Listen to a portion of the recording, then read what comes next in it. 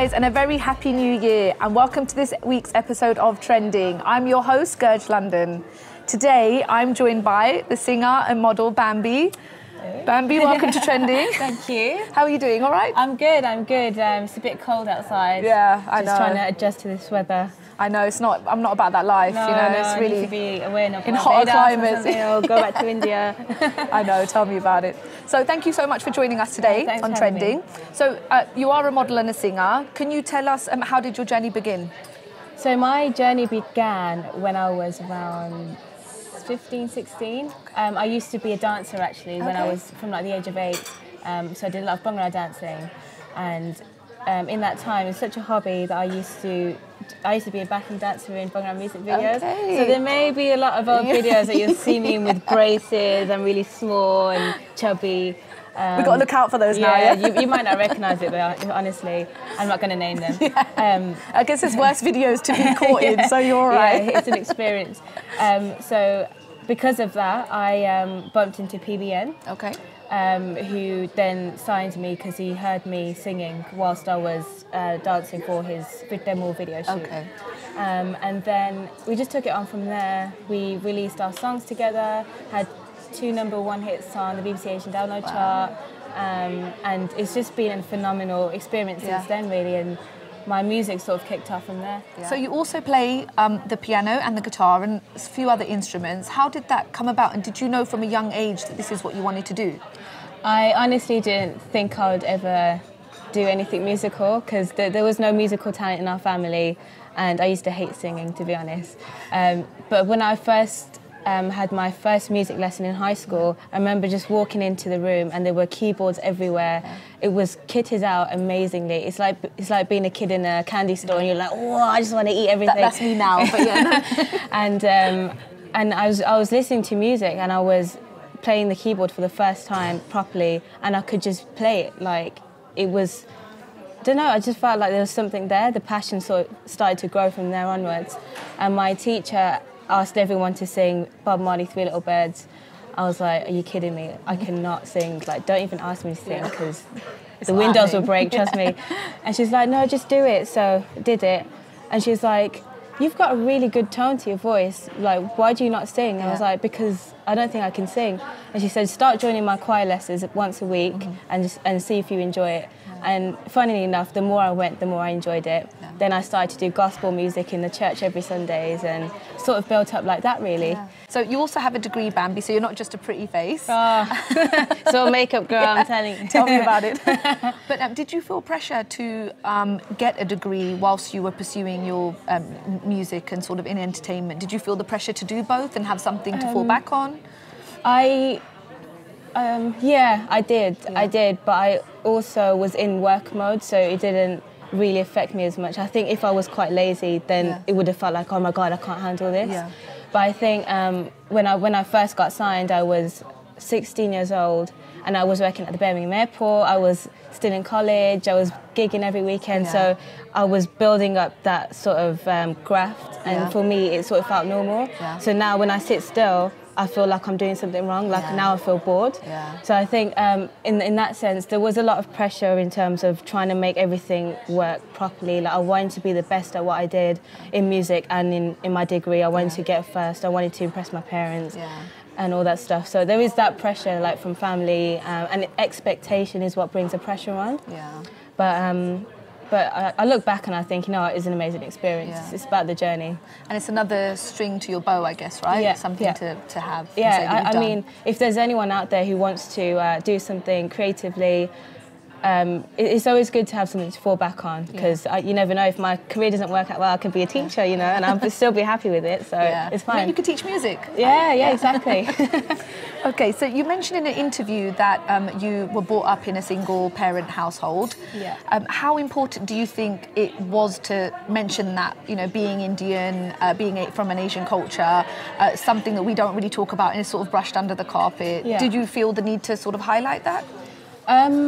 To be honest, I never used to tell anyone about my past because it sort of felt embarrassing. Okay. As I'm sure if anyone else is going through the same thing, they'll probably feel the same way, like, you know, because they're surrounded by people who do have parents that are like loved up and, you know, have everything to give. Yeah. But in my sort of position, I had a lot of friends who had like amazing parents, and I always used to go to the house. I didn't really spend enough time at home because I wanted to be away from all the negativity. My dad was quite abusive, and he left when I was 5 years old, so I don't feel like I've missed out on a lot because he left when I was younger. But also my mom is like, she's raised 4 kids on her own, they're adults now. She literally pays everything, bills, everything. She works 7 days a week, 3 jobs. Like, she don't stop for nothing. And I think that's where I get my work ethic from. That's where you get your graph from.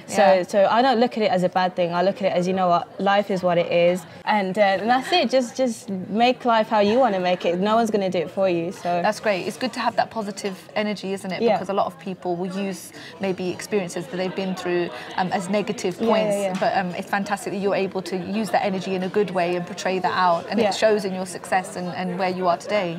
So I think that's a good thing. Girl power. I'm all about girl power. Yeah, me too.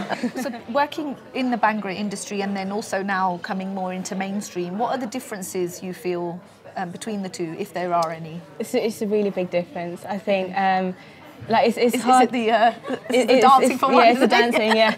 No, I think it's always hard to tell when you're not in it. But because I've been in it for a few years now, I've learnt so much from both areas, because when I started the Asian scene, it was so male-dominated, still is even, so male-dominated, and like, I don't know, it's just something I didn't expect. It's different when you're working with so many guys, and then it's different when you're working with people who don't want to collaborate with you, they're not open to new ideas. But when I was doing Britain's Got Talent this year, which is a complete different market, like you see how differently people work, and everyone's all about giving love to each other. It doesn't matter who you are, if you're bigger than them, lower than them in terms of success. It's just making good music. That's all it's about, really. So yeah, the experience is pretty different from each other. Okay, so you were in a girl band, and like you said, you were on Britain's Got Talent, and you got to the semi-finals, which is fantastic.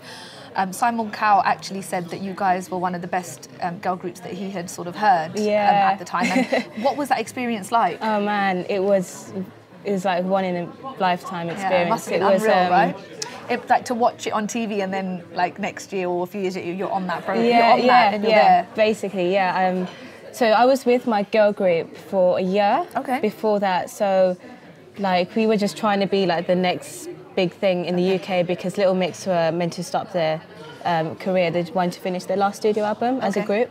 So we thought that maybe we could be something that could fill it in, bring in a different sound, just represent for the UK, really, like the way Spice Girls did it. You know, we wanted to be that next big thing. So the opportunity came when my manager said, look girls, if you want some exposure, you should think about going on Britain's Got Talent. Not to win it, but just to see how far you can get.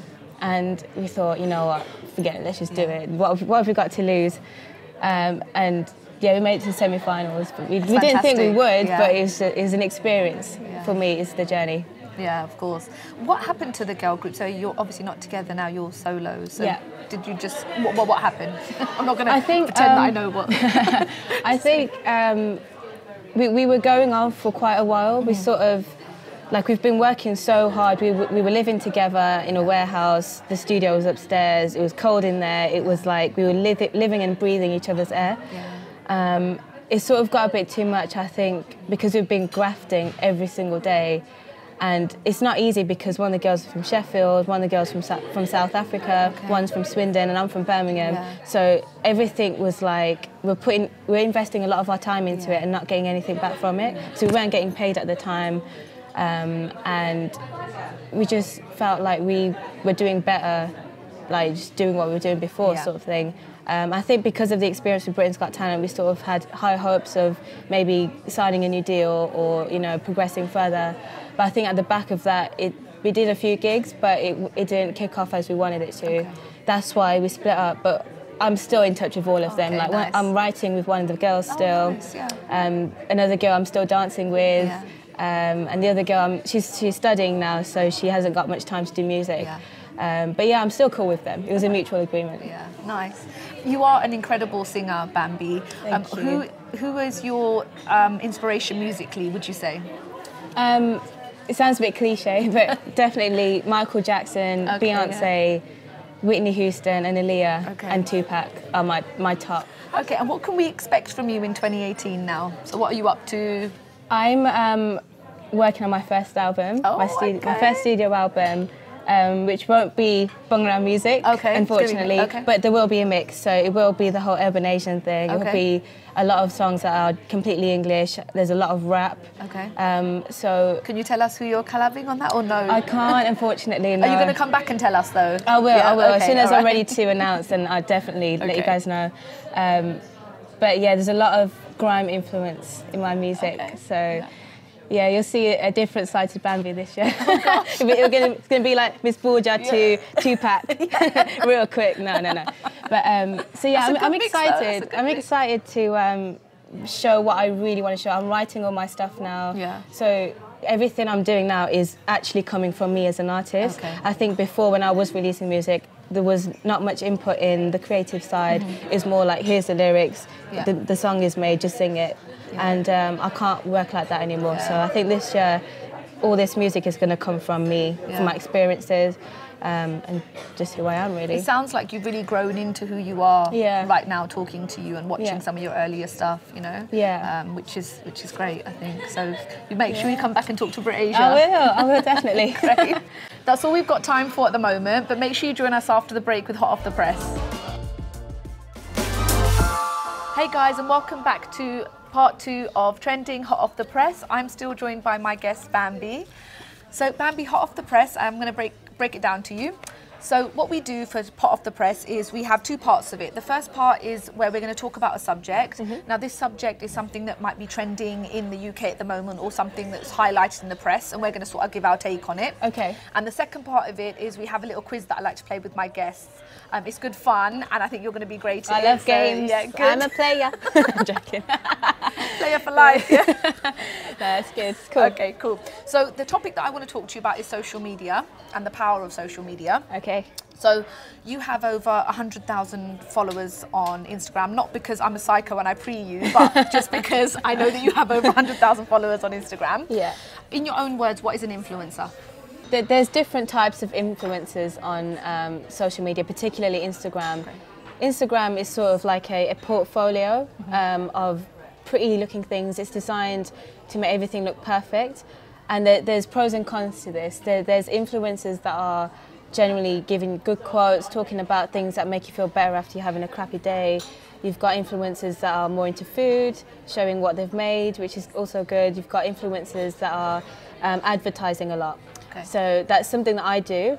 So a lot of brands get in touch with me to collaborate, to advertise their new stuff.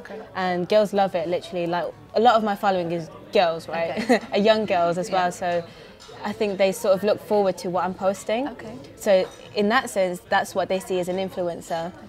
What do you see as an influencer? So for me, it's not influencing, I don't think. It is in a way, because, like, say if I post something that I'm wearing, there'll be girls saying, oh my God, I want to get this now, I want to look like this, I want to wear what she's wearing. So there is that kind of influence. But I don't know, like, I feel like Instagram specifically has sort of made people feel like they're not confident in a way. Do you think a lot of people do it for the gram? Like, they do a lot for the gram, don't they? They do it for the gram. I mean, if I wasn't doing music or anything like that, if I didn't have anything to promote, I don't think I'd have time to be on social media, to be honest. But as it's a full-time thing, I feel like I have to keep doing it.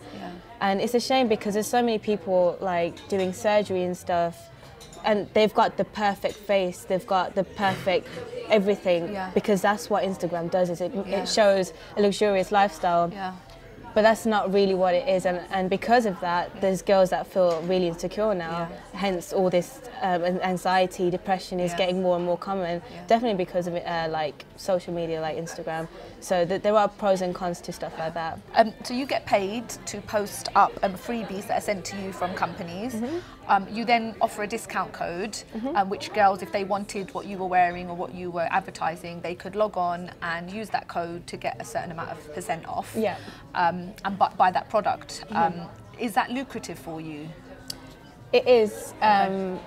Only because the more content I post, the more work I get. Okay. But I'm very selective with who I work with as well, because if I've had situations where there's people who are like saying, oh, I'll send you a waist trainer, or I'll send you certain things that, like, you know, those cleavage booster things, and they pull it down and it just looks weird. Do they work even? I don't know. No. I've never tried it. I don't want to. Yeah. And I'm like, okay, like a lot of my following are young Asian women, and that's not what I want to be showing them. Like, it's all right if it's nice looking clothes, if they want to look glamorous, it's cool. Okay. But I don't want to promote anything that's revealing or it's not good for your body. Like, waist trainers aren't actually good because it's clinging your organs inside. And there's like clinics saying, oh, I'll offer you free surgery on your face for promotion. I'm like, look, man, it's not what I want to be promoting to girls. Of course. Lip fillers, all this stupid crap. And so you have to be aware of that, right? Because you are also portraying your own image, and girls are looking up to you. Yeah. And because I feel like it's more of a responsibility, I feel like everyone's mum now. I wanna make them feel good about themselves. I don't want to be like, oh, come on, girls, let's go get fake. I don't want to promote that. So I'm very selective with who I work with as well. Okay. So a lot of social media influencers are Insta famous, but you are actually a singer and a model. Why did you become an influencer? So what I'm saying is you have a talent behind being behind who you are, and a lot of social media influencers are just Insta famous. So why did you decide to become an influencer? It sort of came naturally, I think, because at first I was promoting my music and only music, and influencing wasn't a thing back then when I started Instagram. And there were a lot of companies that sell Asian outfits. A lot of them get in touch with me the most. So I think there's this woman called Poonam's Couture, who's like quite well known. Her designs are amazing. She was the first person I actually worked with as an influencer, but not realising I was influencing. So I didn't even know it was a thing. It happened naturally. And you know, when a lot of celebrities are like, oh, I'm wearing so-and-so by Manish Malhotra or something like that, and that's sort of what I was doing. But I wasn't getting paid for it or anything. It's just sort of like I was just showing girls, if they liked what I was wearing, then I'm going to tell them where it's from. So it's more of, it wasn't something where I wanted to get anything from it. It was more like I enjoyed doing that. So I just stuck to it. It's just a side thing. Okay. Why do you think people become influencers? Because they probably know that you can make a lot of money from it. Because they like to get freebies. I mean, I enjoy it being Christmas every day. We love a good freebie as well, don't worry. I love a good freebie. Yeah, like the Royal Mail's at the door, like, who's there? So, yeah, definitely freebies. There are perks. Because you get, there are perks, and it boosts your following as well, I guess, because you've got more content to post. So yeah, I think people would, why wouldn't you want to influence if you're getting all that kind of stuff, right? But you've got to believe in the product. Don't just post something because you're getting paid for it. Like, you've got to believe in the product. Don't sell fake things, because then you won't earn that respect in the future. So I think there are a few people, like you said, you've got to know what you're selling, because I think there are people who will just plug anything and everything. And then there's people who are very selective and want to do, plug certain things or advertise certain things. So I think that's very important, isn't it, going forward? And how you want to be seen. Yeah, because say if a company was to sell me something or send me something that was pretty crap, like I didn't believe in it, and I posted that, and a few girls have bought that, but they received the same thing and they're like, well, this isn't what it seems like it's meant to be, then they won't believe in me as an influencer. So you can't degrade your following like that as well. So you have to be very selective. Okay, cool. Thank you for that. That's very insightful. Okay, so we're going to go to our quiz now, because we're coming towards the end of our show, nearly. So this quiz is quite a laid-back one. It's a funny one. Well, I hope it's a funny one. I hope you're like, this is very funny, Gurj. Yeah, like, I'm good. I'm not sensitive, man. Let's go. So your name is Bambi. Yeah. That is your real name. Okay, where did it come from, firstly? Because the game has got to do with your name. So okay, so a lot of people think like my real name must be something like Balbinder or Baljit or something like that. But is it? Because we here in BritAsia don't judge, so you know. No, like if it was, I'll be like, yo, I'm Balbinder Kaur, man. Say something. You'd work it. No, I would. I wouldn't care. But my a lot of people think it's a stage name, but it's not. So my dad's sister, my boa, Her real name was Balbir. Okay. So she grew up a lot with like black and white people at the time who couldn't pronounce her name properly. Okay. And they gave her the name Bambi because Bambi at that time was like the big Disney movie. Okay. So this was obviously years ago. And when she was 24, she was on her honeymoon in India and she passed away because she had type 2 diabetes. Okay. And so she was 24 and I was born a few years later. And my dad said, I wanted to name you after my sister because by then my older sister was born, my brother was born. But after my Bua died, I was the next one to be born in the family. So my dad named me Bambi after her. Okay. So I just stuck with it. I used to hate it though because people were like, Bambi, you're Disney. I was like, now I'm just like, you know what, I kind of like it. Bambi Bains, it's got a ring to it. Exactly. It's marketable. Yeah, you made it now, so. Yeah, so it is what it is. Okay, so the game is, so you mentioned obviously you share your name with a famous Disney character called Bambi, which is the deer. Yeah. So the game basically is about Disney films and characters, and I want to test your knowledge on how much you know about Disney, because if you said you're an 80s baby, well, you feel like you're an 80s baby, then you will hopefully know all of these. Okay, I'm sure you will. I have faith in you, Bambi. Well, I'm big on Disney, so okay, that's all right. cool. So I'm going to give you one line, and you're going to tell me which Disney character that is. Okay. Okay? So number one, the boy who never grew up. Peter Pan. Oh, right, there you go. That's it. Okay, bringing you in easy. Okay, all right. Number two, this guy likes to swing through the jungle in his undies. Mowgli. Oh no, sorry, Tarzan. Yeah. They're both junglies, man. Yeah. That was a quick turnaround. You recognised it quickly and you turned it around, so I'll give you that one. Okay, number three, this young girl has extremely long hair. Rapunzel. That's right. Yeah, you are very good. I used to be one of those with my gut and the plait and everything. No, I actually cut it quite short this year. Oh. But when I was younger, it used to be down to my knees, and my mum was like, "Don't cut your hair," because obviously being Sikh, you're not allowed to cut your hair. Of course. But when I went swimming, it was tough times, man. It wouldn't fit in my shower cap. It was everywhere. It's like the swimming pool's full of hair. Yeah, and when you have to wash it, it's such a chore, isn't it? Oh my god, my arms were like this. I don't wash my hair. Well, I get annoyed when I have to wash it anyway. So the fact that it's long is more annoying. Yeah. Okay, number four, a wooden toy who shouldn't lie. Pinocchio. Yep. Okay. The name of a street rat who becomes friends with a genie. Aladdin. You get me. Okay, a mermaid who shares her name with a washing powder. Ariel. Yeah, you're really good. Are you sure you've not been cheating? You've been looking at my answers. No, I'm not okay, looking. all right, okay. This little Indian kid who lives, lives in the jungle and has friends named Bagheera and Baloo. Mowgli. Yeah, there's the jungle. Number 8, this little fish has a damaged fin. Oh, it's Nemo. Yeah. Oh, poor clownfish. Nemo. So that was absolutely great, Bambi. You've been a great guest today. Thank you. Thanks for joining us on BritAsia. Thanks for having me. You are also going to come back and talk to us, aren't you? Yes. Okay, later on in the year. Fantastic. And if anybody wants to get you on social media and they don't already follow you, how can they follow you? What's your ats? Yep, so on Facebook, it's Bambi Bains. On Twitter, it's Bambi_official. On Instagram, it's Bambi_official. And Snapchat is Bambi Bains. Brilliant. Thank you so much. Thank you. Unfortunately, that's all we've got time for, but make sure you join us next week on Trending.